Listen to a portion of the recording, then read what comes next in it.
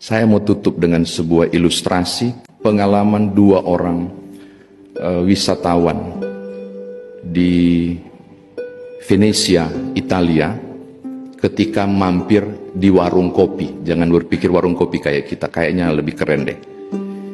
Ketika mereka lagi asik menikmati kopi, tiba-tiba datang seorang pria parubaya, pakaiannya neces sekali. Dia pergi ke meja kosong di samping dua wisatawan itu. Lalu datang pramusaji dan tanya, "Pak, mau butuh apa? Berapa kopi?" Dia sebut begini, "Saya butuh 2 kopi.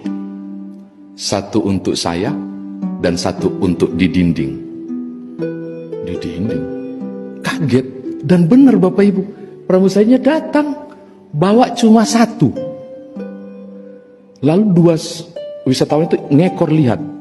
Si pramusaji itu, pelayannya itu pergi ke dekat kasir, ngambil secari kertas dan dia tulis 1 di dinding. Dan dia tempel di dinding. 1 di dinding. Menarik. Belum selesai, tiba-tiba datang lagi 2 orang yang lain.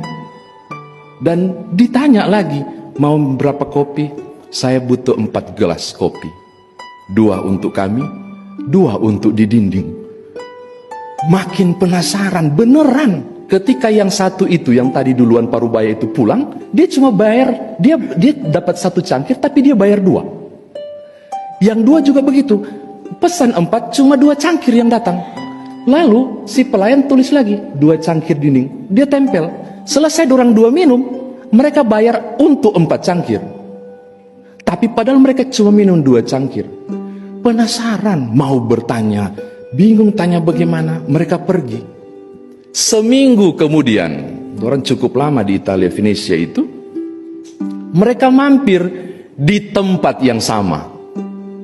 Dan masih penasaran kejadiannya sama enggak? Benar, mereka 2 lagi duduk, tiba-tiba datang orang tua yang lusuh. Bajunya tidak rapi, lebih ke compang-camping.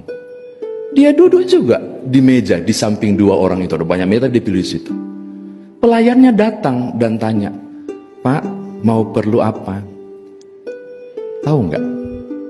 Si yang lusuh itu ngomong begini, "Secangkir kopi di dinding."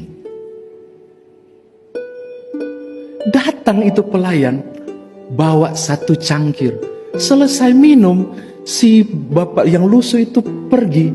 Si pelayan pergi juga dan cabut 1 lembar. 1 cangkir dinding diremas dan dibuang. Mereka mulai serada-rada paham.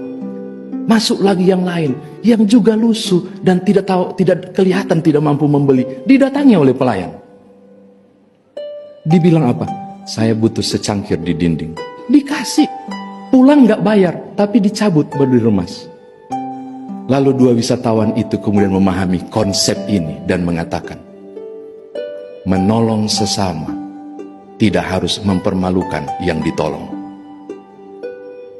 Yang menolong tidak perlu tahu apa yang ditolong. Kita punya perintah hidup baru ya. Dan yang ditolong pun tidak harus merasa berhutang pada siapa yang ditolong. Saya sebut itu compassion, kecerdasan emosional dalam ketaatan pada Tuhan untuk berbagi dalam kasih.